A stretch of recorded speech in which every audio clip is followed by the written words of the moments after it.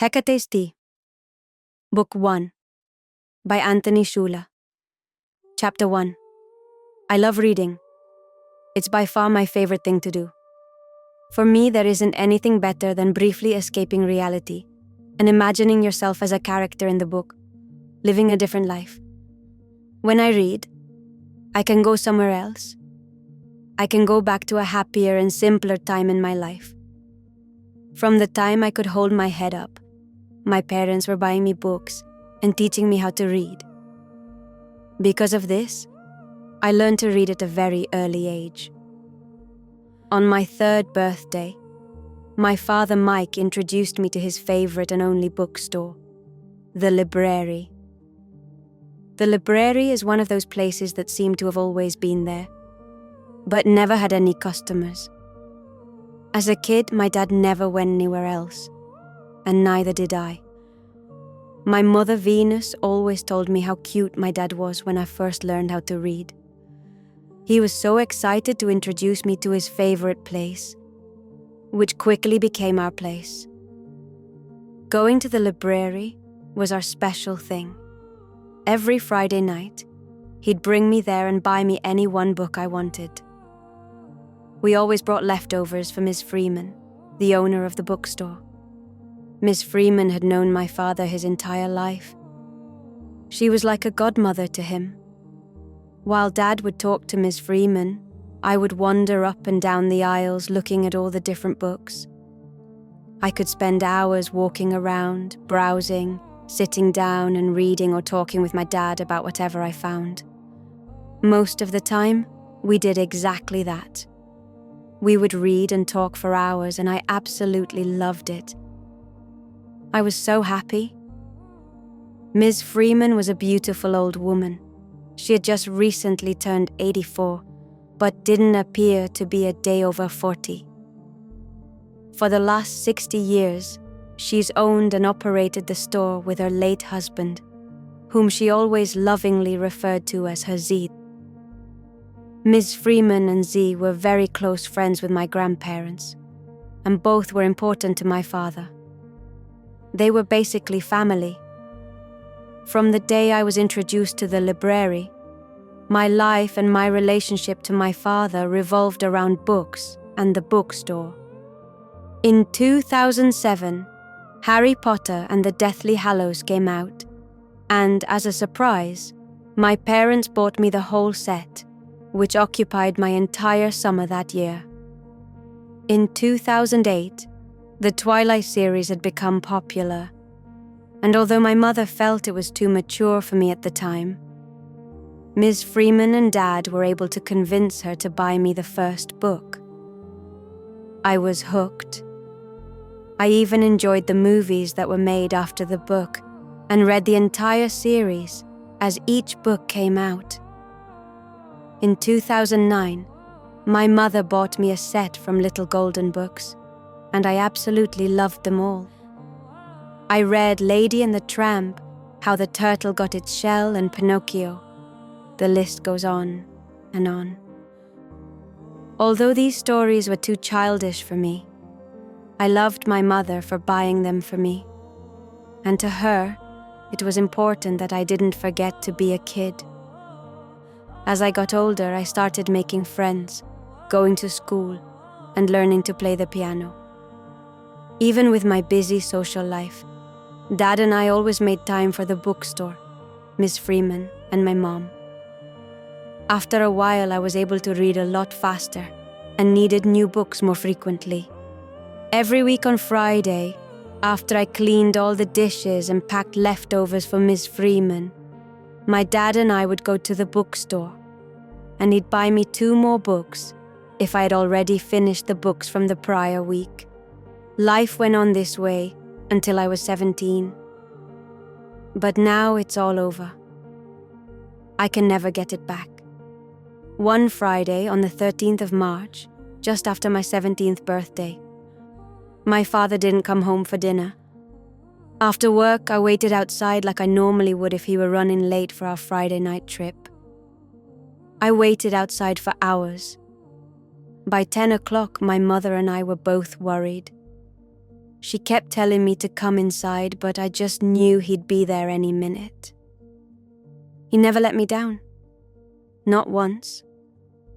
At 11:11 p.m., a police car quietly pulled into our driveway. The officer had a solemn look on his face. As he walked up the stairs and past me, he barely acknowledged I was sitting there.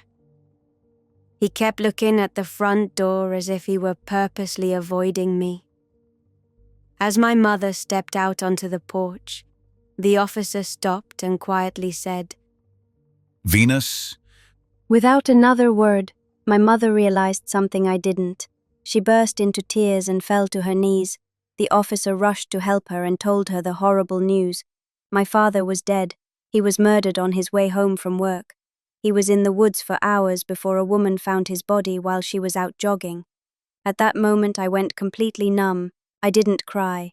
I just sat there and looked at the steps. My dad had just painted them. I helped him remove the old paint. My mother tried to comfort me, but I could barely feel her touching me. I could barely make out what she was saying. Everything was numb.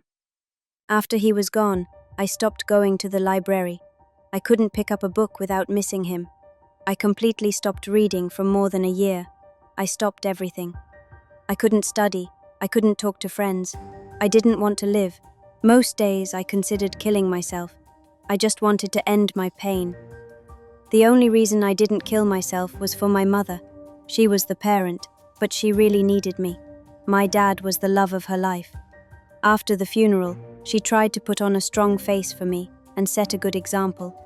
But every night I could hear her crying in her bedroom. She's cried herself to sleep every night since he passed. One Friday, just after my 18th birthday, my mother surprised me by picking me up after school. 2 weeks leading up to then, she was harassing me about getting some new clothes and calling my friends, but I had no interest in anything. After a few minutes in the car, I realized we weren't going to buy new clothes. She was taking me to our place, without him. Within 10 minutes, we arrived at the library. As we pulled up in front, I stared at the sign and couldn't control it anymore. I started crying hysterically. It was the first time I cried in front of anyone since we lost him. My mother, being the amazing woman she was, held my hand the same way Dad used to and looked me in the eyes. Helena, I know it hurts to think of him, and it hurts to come here, but it's important to me. I want to start doing this every Friday. Coming here with you was so significant to him. Together we'll keep his tradition alive. We'll visit Miss Freeman, and you can have any book you'd like, just like you did with Dad. Maybe someday, you'll do the same with your daughter. She hugged me tight. I can still feel her warmth now. Just then, she compassionately wiped away my tears and led the way towards the door. As we walked through the front door, Miss Freeman was standing at the counter, staring right at me. It felt pretty weird, so I quickly said hi and started looking at books while my mother caught up with her. I was overwhelmed by all the books. There were so many new ones. Although it depressed me to be there, I felt a strange sense of happiness. I felt like Dad was there with me. I hadn't felt that good since the last time we went there. As I found a new book and got comfortable in my favorite chair, I felt at home. I was happy again. As usual, Mom was right. That was where I needed to be. From that day on, I started going to the bookstore every day again. On Friday, my mother and I started bringing dinner to the bookstore so she, Miss Freeman, and I could all eat together. This went on for 2 years, and just when I was starting to feel normal again, just when I was somewhat happy again, things changed, in a good and bad way. One random Saturday night as I walked home, I ran into a guy who lived a few houses away from me named Mitch. Mitch was 7 years older than me, but I always thought he was the most beautiful man alive, and I'd never really said more than hi to him. Suddenly, there he was, talking to me. It wasn't just a simple hello or goodbye. He stopped me and wanted to talk to me. I felt like the luckiest girl alive. I was absolutely in love with him. As Mitch started talking to me, I couldn't take the stupid smile off my face.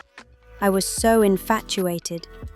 He asked me about my dad, my favorite books, and why he never saw me anywhere besides the bookstore or walking home.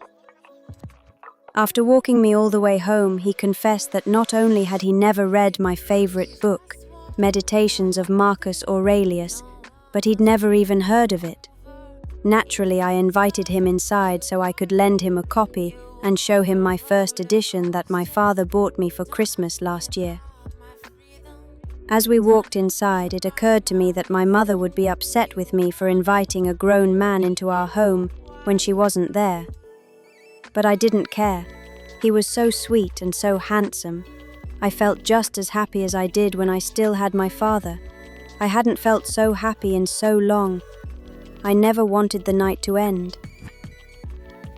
After what felt like 3 hours of showing him around the house, we finally arrived at my bedroom where I had my favorite books. As soon as we walked into the room, he asked to use the bathroom while I got the book. I thought nothing of it. After I found his copy, I pulled out my first edition and felt him quietly walk up behind me. He smelled so amazing. As he got closer, I noticed he was completely naked. I immediately froze. I didn't know what to do or say. I just stood there with my book in my hand, staring at my bookshelf. He moved close behind me and softly moved my hair to the side, then gently kissed the back of my neck.